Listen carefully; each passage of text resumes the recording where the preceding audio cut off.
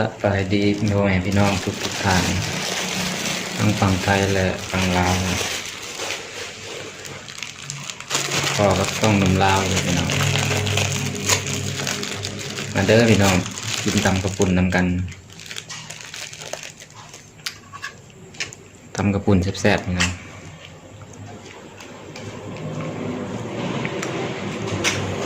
นี่พี่น้อง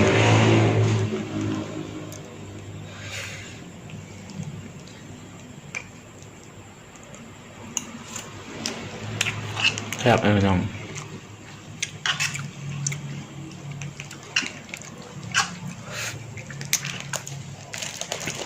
เห็ดกินเองเนาะตำกินเองพี่น้อง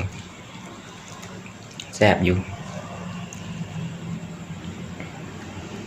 หมักในได้เห็ดกินพี่น้องเลย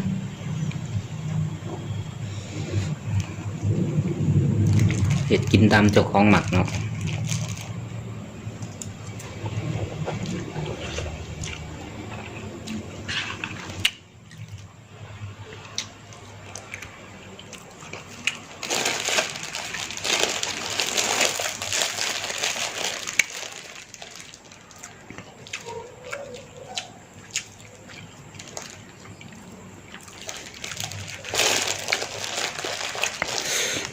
คือเข่ามา5 บาทเนี่ยเอา5 บาทกินกับตำกระปุ่นเนี่ย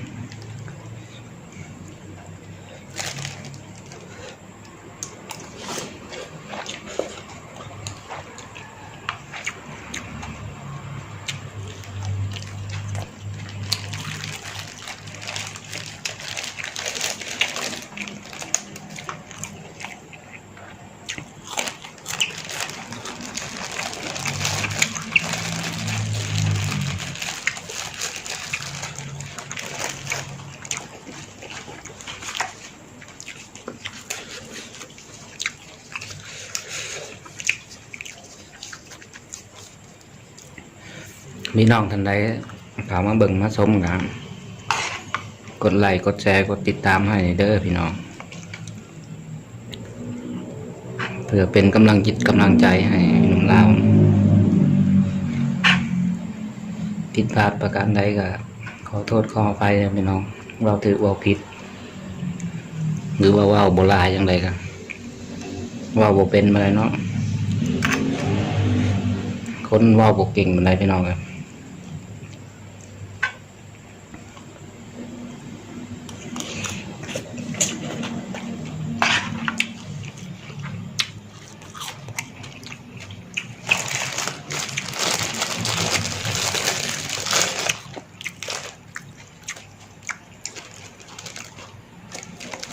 พี่น้องมีคำติชมอย่างใดก็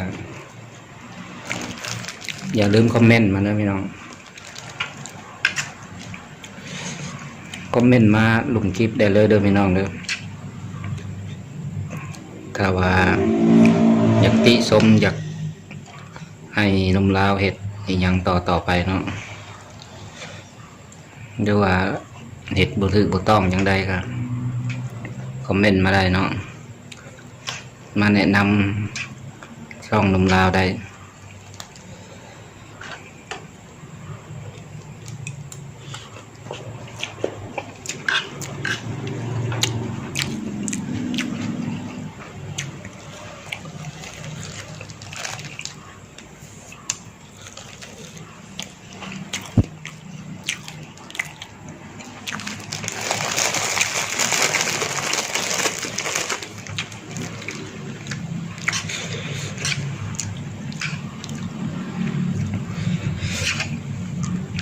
เผ็ดเลยพี่น้อง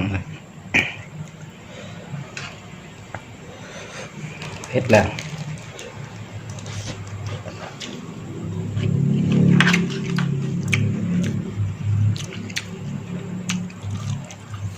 เสียงอาจจะโบดังได้เนาะพี่น้อง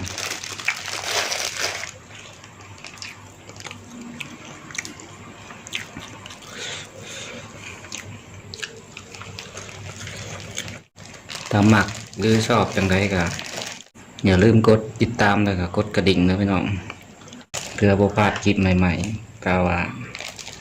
อยากเบิ่งอยากชมคลิปของหนุ่มลาวต่อไปเนาะขอขอบใจเด้อพี่น้องที่เข้ามาเบิ่งมาชมและมาติดตามขอให้พี่น้องมีความสุขกายสุขใจเจริญก้าวหน้าในทุกๆเวียงงานของพี่น้องเนาะคลิปนี้ขอจบเพียงเท่านี้นะพี่น้องสบายดีพี่น้อง